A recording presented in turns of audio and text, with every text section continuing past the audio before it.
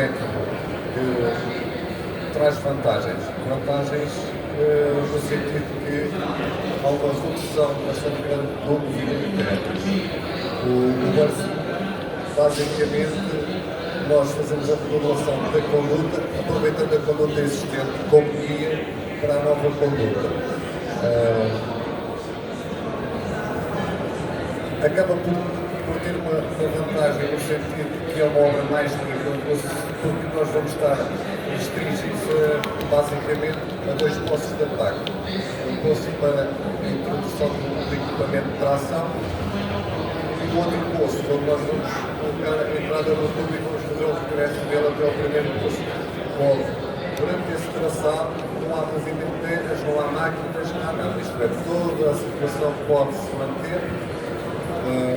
Os serviços podem se manter, as pessoas continuam a ter acesso às suas casas, não há a situação do transporte de terra, da maquinaria, só restringir esta situação dos postos de ataque.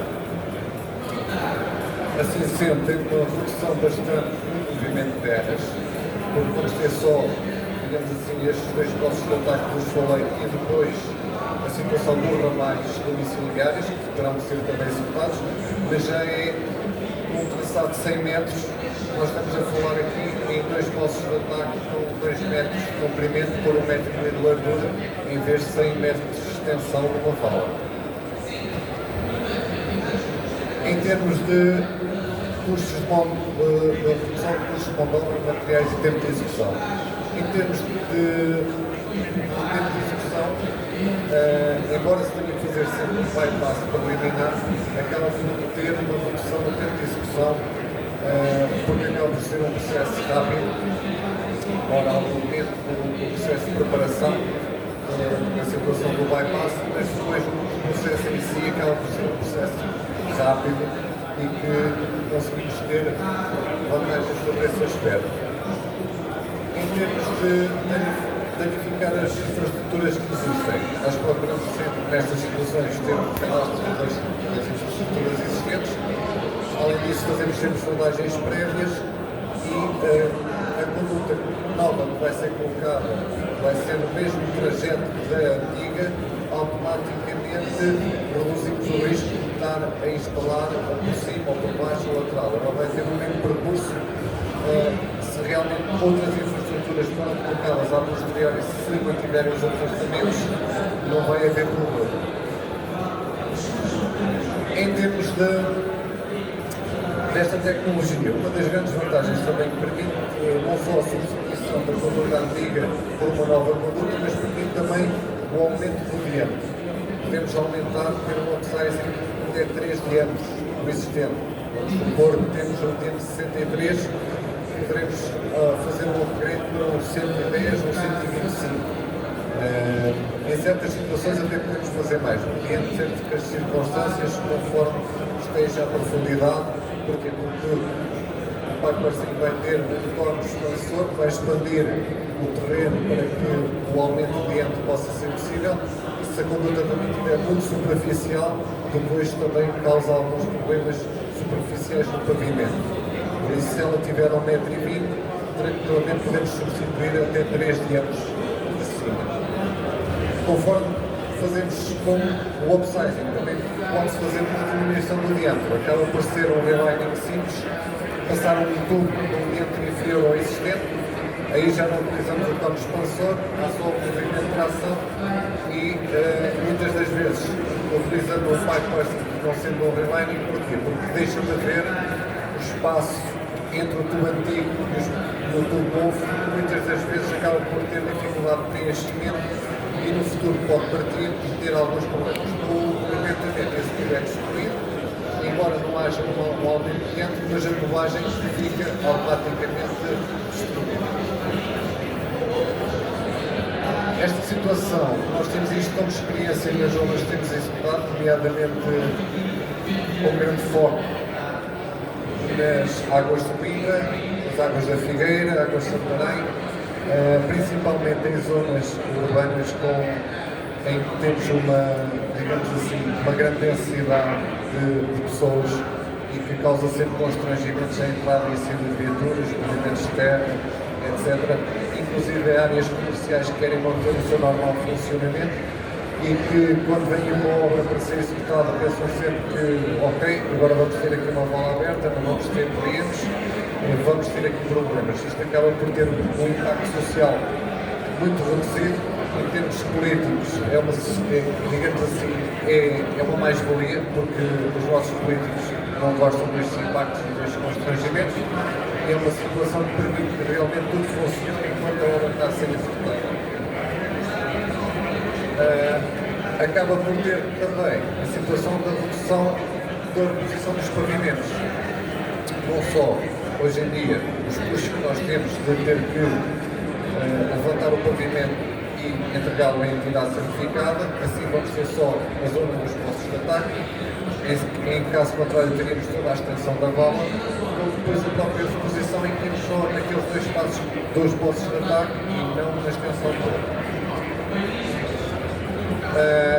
Em termos de risco de acidente, acabamos por estar a trabalhar à profundidade normal da vala, não é? 1,20 m, uma rede de águas, mas num espaço, digamos assim, confinado, não em extensão, em que pode estar totalmente fechado com maiores garantias de o trânsito poder circular mais à vontade do que uma zona adjacente da vala.